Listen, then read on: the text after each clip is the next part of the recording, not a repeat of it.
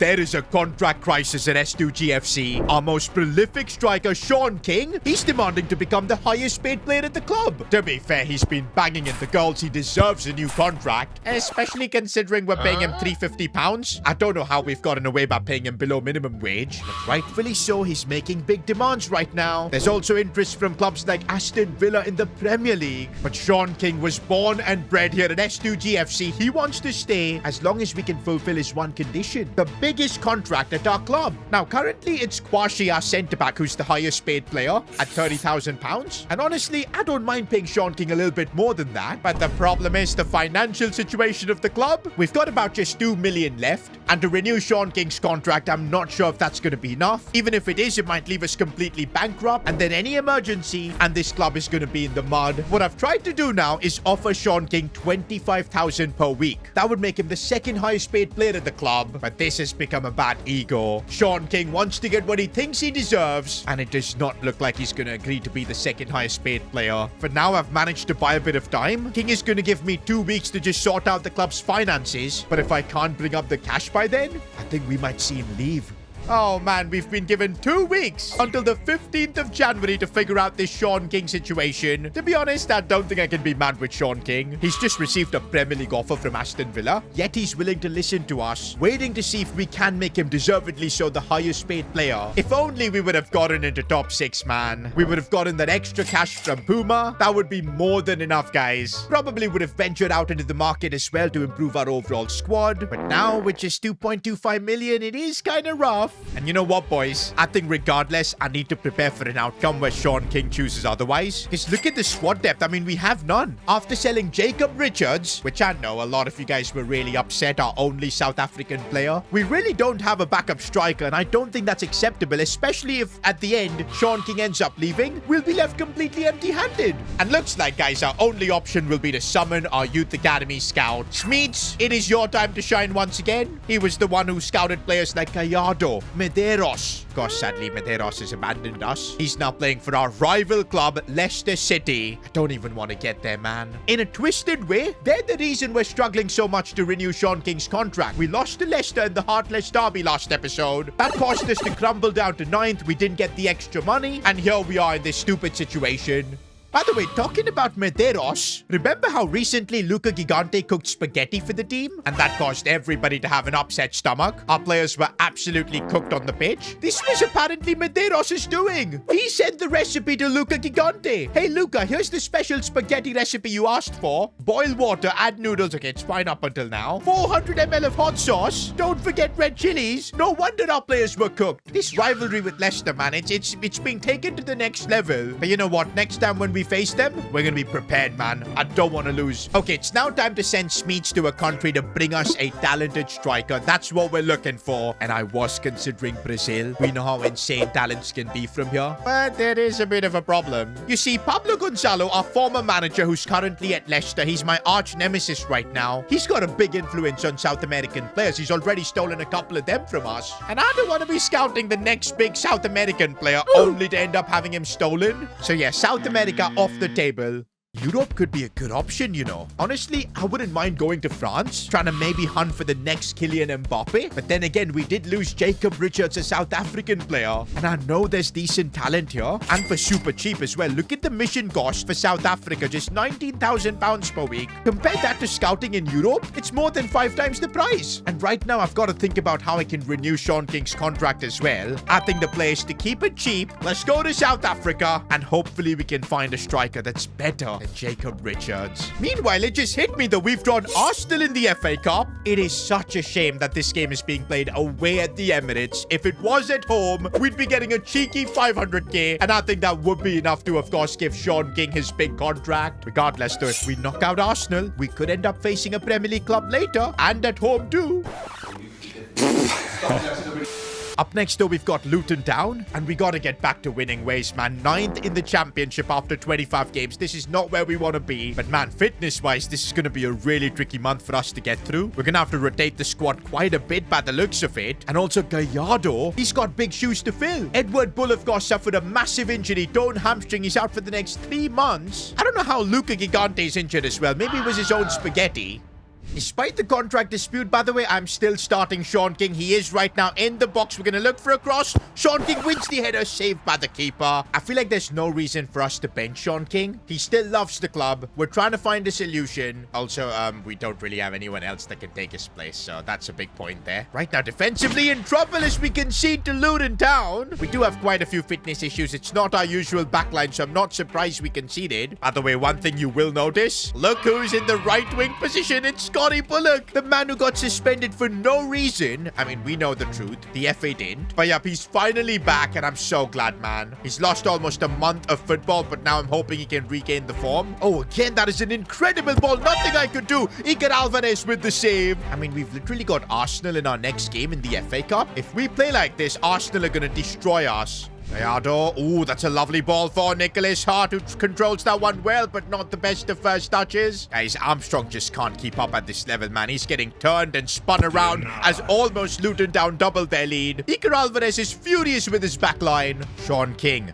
waiting for Nicholas to give him some support, but look at Nicholas' stamina. He's barely able to run here. We're going to try and get this one back to Sean King, but not good enough. Nicholas Hart seeing the run of Clark as we find Sean King. Good first touch, but the finish. Guys, with recent results, you know, like losing the Heartless Derby, now possibly this one against Luton Town, I feel like questions need to be asked to Lenny, because tactically he's not really able to do anything. Okay, but Nicholas Hart could just get us a goal back here. Okay, that's how Lenny responds with the help of Nicholas Hart. Equalizer secured. Patino looking for Scotty Bullock. We could actually turn things around completely. Bullock, after his suspension, I thought that was the chance. Okay, towards the end of this game, it looks like our players have woken up. We're looking for Gallardo. Finds Patino in a lot of open space. Patino strikes that save by the keeper again. I think we found a good set-piece routine, rotating the ball nicely. Looking now for Gallardo. I need Patino to make the run. We're trying the same thing again. This time he gets taken out. Referee, is that a pen? It's a penalty. Let's go in the 90th minute. Who is going to step up to take this penalty is the question. It looks like it is Nicholas Hart. He does have a history of missing penalties, so I am a bit worried. Is he going to put this one in? Yes, he is. What a perfect penalty in the 90th minute. We turn things around. This is exactly what the club needed in our race for promotion. Now, post-match, Sean King was once again asked about his future. He said that he wants to stay, but it also depends on the owner. He's basically just putting it on to me. If I can afford to make King the highest paid player, he will end up staying. By the way, in the championship, we've now pushed up to 7th, looking really good to break into that top 6. Imagine in this situation, we end up losing King, man. Now, we can't afford that. That's why I'm kind of hoping we can go far in the FA Cup. We knock out Arsenal somehow, and we could end up playing a Premier League club at home. That could give us the 500k we need for Sean King's new contract. Also, for this game, a lot of players are back to full fitness, except for Edward Bull. He's still healing from his torn hamstring. Such a shame that one of our best players is out with such a big injury. Now, before this big game against Arsenal, it's only fitting that we give a former Arsenal boy the Player of the Episode award, Charlie Patino. Bro, this guy's left foot was magical, and I feel like over time he's just getting better and better for us. What an investment we've made in him. And okay, he's only got the slide tackle playstyle. Well, we're gonna also hook him up with the incisive pass for being your Player of the Episode. I can't lie though, it is an honor that we're coming to the Emirates Stadium. I mean, this feels like one of the biggest games in the club's history. A Premier League opponent like Arsenal. I mean, hey, next season, this could be us. This could be a regular occurrence, and I want to show that we can compete. And I'm glad that Bullock is back, because we're going to need his quality as he looks for the cross here. And it falls for Nicholas Hart, no, cleared away. I feel like as long as we don't give Arsenal corners, we should be fine. But oh my days, Odegaard is just ripping through. I can't do anything to stop him, and now it's Kai Havertz. Alvarez came forward, and the cheeky chip for King Kai. Well, guys, that's Arsenal for you. 1-0 in just 10 minutes. Patino now looking for the ball for Sean King, who's now perfectly through on goal. Here goes the King. Oh, it's off the post. Gallardo still might have a chance. Strikes it, but it goes wide. That was our chance, man, and we didn't take it. I don't think we faced this kind of quality before, as Odegaard is completely through. They made it look so easy. If only we had taken our chance on the other end. Even at 2-0, I don't want to give up, boys, because we get one goal. You never know in a cup game. But yeah, if we do concede a third right now with Saka running at us, then yep, it's all over. Cross comes in.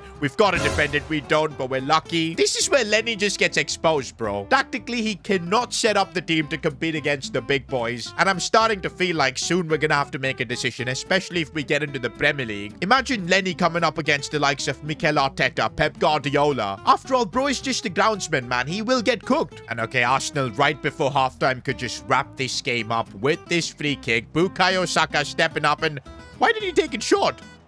What kind of a set-piece routine is this from Arsenal? It wasn't too bad, to be honest. Second half, I'm just going to bring on Neil Lane in that cam position just to keep Gallardo fit. We'll also bring on Brandon Neal to get experience in a game like this. By the way, this is the first time Neil Lane is playing with, of course, Bullock, especially after that incident. We know that Neil has been feeling super guilty about everything that happened because it's because of him. Bullock was suspended for like a month. Here goes Bullock, though. I'm really hoping he can get his comeback goal. That would be nice, and he dribbles really nicely. Still Bullock strikes it well, and S2GFC are back against Arsenal. There is hope. Scotty Bullock picking things right where he left off. Okay, but now we've got to avoid conceding the third. That would completely kill any hopes of a comeback, and that's just what Arsenal have done. We're just not ready at this level, man, unfortunately. Now it's going to be Bukayo Saka adding another goal, 4-1. We've just been given a reality check of just how difficult the Premier League might be next season. That is if we get there. For now, we're just saying goodbye to the FA Cup because, yes, we have been knocked out. And that now means this season we've got no cup competition to fight for. Everything now depends on the championship. Promotion is now our only goal. But also, guys, another problem we have is our budget. We're not going to get any extra money from the FA Cup, and I'm really not sure how we can renew Sean King's contract. In fact, the only solution I think I have is to maybe free up the wages by sacrificing a player, because I really want to renew Sean King, man, at any cost. I mean, just look at these numbers. He's the top scorer in the league. If we let him go, we're going to be in serious trouble. And to be honest, I don't think we need to have 3 goalkeepers. We have Iker Alvarez. We've got Luca Gigante. Lewis Butler. Okay, he's literally on £1,000 per week. It's not going to really move the needle, but if we can get like 100-200k for him, that might end up making a small difference, which could be what we need. The problem is to sell Butler, we're going to need a bit of time, which right now we don't have. The 2 weeks that Sean King gave us are up. Right now I'm in a meeting with him where I'm literally pleading him to just give me more time until the window ends to sort this out, and Sean King reluctantly does agree. Okay, let's not let the contract stuff distract us from the championship. We need to keep picking up the wins. Park Ji-soo looking inside for Nicholas Hart. Albie Norman finding space, striking it, saved by the keeper. By the way, a lot of talk about Albie Norman being focused more on his bakery than football. I think that's a whole lot of nonsense. On the pitch, he keeps maintaining his level. Oh, Nicholas Hart taking that one under his stride really nicely, sliding in for Sean King, who does not look the same. I feel like the contract stuff is also playing in his mind, because remember, he's got an offer from Aston Villa, which by all accounts, anyone would tell him that he's got to accept that. Yet he's sticking around, which is maybe making him doubt himself. Honestly, I think we got to be grateful that Sean King has decided to stay at our club, give us more time to sort it out. I feel like any other player would have just left. Like, look at Uribe previously. Look at Medeiros. They dumped us the minute they got that offer from Leicester City. Nicholas Hart. I see that run being made by Jisoo. Back inside for Nicholas Hart. Oh, we almost got the keeper off guard. No. Our defense just got opened up there. Park Ji-soo trying to catch up, but he's got no pace. Alvarez trying to do something, but he can't. I feel like these days, every game we play in the championship, we end up just being on the back foot. Patino looking for Scotty Bullock. Should be the goal, and there it is. I'm so freaking glad that stupid suspension is over, man. I'm just hoping Neil Lane doesn't get back to his stupid betting stuff and gets another one of our players banned, especially Scotty Bullock. I need him in the team. Oh, again, our defense just getting caught flat-footed here, which could lead to another goal, and it does. Again, every time we concede a goal like that, question marks need to be asked to Lenny. Feels like we've got zero defensive structure. Oh, Gallardo, what a ball for Scotty Bullock again. This man is saving us right now, 2-2. By the way, Gallardo is doing a really good job in the absence of Edward Bull. Good to see. You know what? I would love another 90th minute winner. It would be special as Park Ji-soo is trying to run to make it happen. Sean King off the post and in. You can't write this stuff. We've done it again. This is why the King needs to stay. This is his kingdom. I don't know how Park Ji-soo had the stamina to pull that run off, but look at that for a finish from King. No wonder Aston Villa want him, but we can't let him go. He's got to stay. I don't know how we pull this off, boys, but 3 points have been secured. I mean, hey, all the criticism Lenny gets, somehow we end up still delivering and winning. Maybe Lenny is the man for the job. And finally, boys, we break into the top 6. But man, the competition is so tight. We've got the same points as our big rivals, Leicester City. And okay, this is big. We do get an offer for Louis Butler. Now, the Butler deal is still going through, but it might take a few days to wrap up. But okay, we do have a couple of weeks until the window shuts. I think we should be able to pull off King's renewal.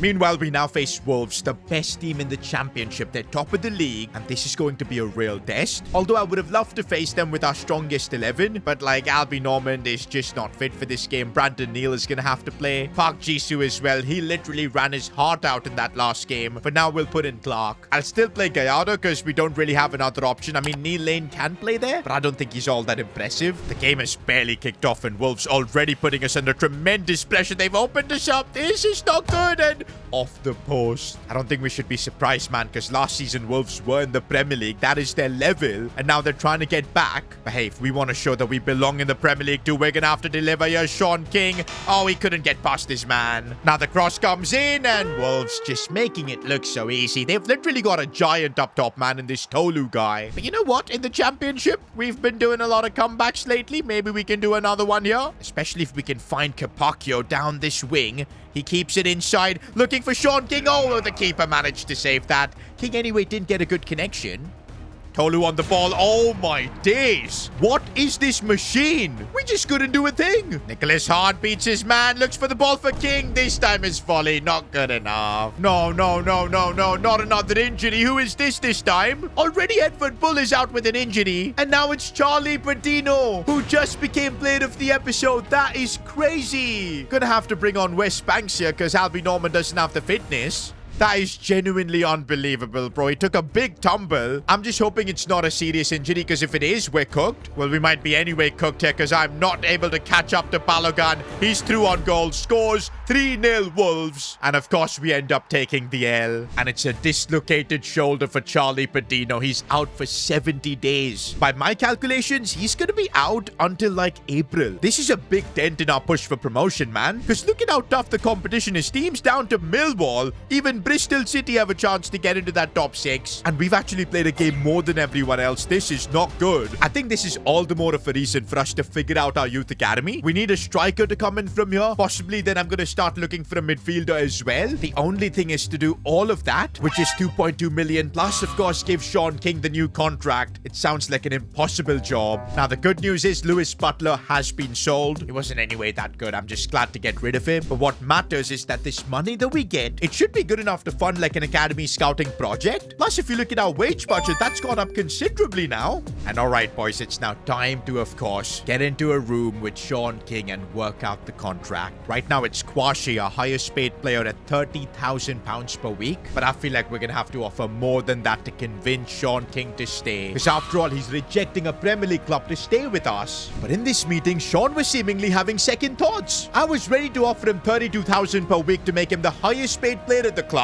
Sorry, boss. I feel like I'm ready for the Premier League, and I want to go there right now. Listen, Sean, there's no denying you're ready, but at Aston Villa, you're just going to be another player. And most likely, you're going to start off on the bench, whereas over here at S2GFC, we're building you up to be the king. And if we get promoted, you'll anyway be in the Premier League next year. But ultimately, it is still your choice to make. And I guess my speech as the club owner did the part, because Sean King is accepting the £32,000 per week contract. He is now the highest paid player at the club. I can't believe we convinced him to reject Aston Villa for us, but I'm glad he's done that. Oh, surprisingly, even after that, we're left with 1.6 million, which is solid, because that can help us sort out all the academy projects that I want to run. Meanwhile, guys, it's transfer deadline day, but I don't even care. We're just going to get through it. I don't want any more exits, no more transfer drama. It is what it is. This is the squad we're carrying until the end of the season that we're going to try and get ourselves promoted with. Now, it's not going to be easy because there's a lot of issues we have, especially with injuries, both Bull and Patino being out. We kind of need another midfielder to come through. Also, we need depth for the striker spot. By the way, it looks like our scout is back. We sent him to South Africa to maybe bring in like the next Jacob Richards. I know a lot of you South African viewers are upset that he's gone, but I feel like it was the best for his career. He was not doing a good job as a super sub. And funnily enough, in the MLS, it looks like Jacob Richards has found his level. Up to a 68 overall. His potential is shot up as well. Good for him, man. I'm not going to close the door on potentially Richards returning. That could be a while from now, but hey, it's good to see him do well. But regardless, we're looking towards the next generation of South African players that we can bring in. And already, Kobe, oh, he's only starting at a 54 overall. That is just, not good enough. There's Tando Wagana, 60 overall. Okay, a bit better. Smith looks decent, but he's a right winger. Okay, I think we found our guy. And why does he look a little bit like Sean King? Feels like the South African version of King. Bobang Malangu, what a name. Already starting at a 64 overall. Potential looks absolutely insane. I think this is it. We may have just found our striker. Oh, yes, we have, boys. 5-star skills. He's got the Neymar playstyle as well. I think we gotta just straight away promote him to the senior team. I didn't expect to solve my striker problem in like just one scouting project. But let's just put Malangu on the bench already. I can't wait to see what he's all about. He's also very versatile. Can play as a cam, which we might really need because of Edward Bull being injured. But he can also play on the right. I mean, this is perfect. Now, I think my job in South Africa is done, so I'm gonna recall our scout. But I want to quickly send him on to another project. We will have to wait a few days. I think before this Norwich game, we can do that. And yup, we can. I'm thinking if we're looking for a midfielder now, gotta send our scout to Spain. Let's basically look for a centre mid, someone who can play make. That's gonna be the goal. We could also do with a deep lying playmaker, so let's figure this out. Hopefully next month we can get in some ballers. And now it's time to be headstrong in the championship. That is our only focus as we take on 4th place Norwich. I don't think I'm going to straight away throw Bobang Malangu into the deep end. We're going to keep him as an option off the bench. This is, by the way, the first game after Sean King has renewed his contract. I want him to score. And I think he wants to score as well as he looks to link up with Bullock, but cleared away. Bullock. Looking for Sean King, who's found space. Oh, that is so clinical. Now that he's got the contract stuff out of his head, he can focus on the pitch, and that's what he's doing. Brandon Neal looking for Bullock here. Oh, that's good build-up play as he finds Kapakio. I see Sean King into the box, and the tap-in machine gets one of those tap-ins he's used to. I feel like we could see a King hat-trick here. Well, if not a King hat-trick, maybe a goal from Nicholas Hart. He opens space up. Oh, the deflection. Gallardo. Looking out wide for Nicholas Hart, and look at the space we've got. Bullock, I see Sean King completely free. I want to get him his hat-trick. There you go. Honestly, Norwich are completely finished, bro, because look at the way we've carved them open. Gallardo gets on the score sheet. This was genuinely one of our best performances. I do feel like the fight is completely on for promotion. Maybe not for us to get top 2. That looks like Wolves and Southampton are too good. But we could be among those playoff positions where Leicester City are also there. And talking about Leicester City, they've strengthened their squad even more in this window with the signing of Lisandro Martinez. Bro, the Hart family, and of course Pablo Gonzalo, they're trying to build a super team. And we might genuinely end up facing them in like the playoff final if things go like this. How brutal would that be, especially for Nicholas Hart? But you know what? I'm positive that we can compete. We're going to have our players return from injury soon. Also, Youth Academy projects are going well. And talking about that, soon it's going to be time to see what Bobang Malangu is all about.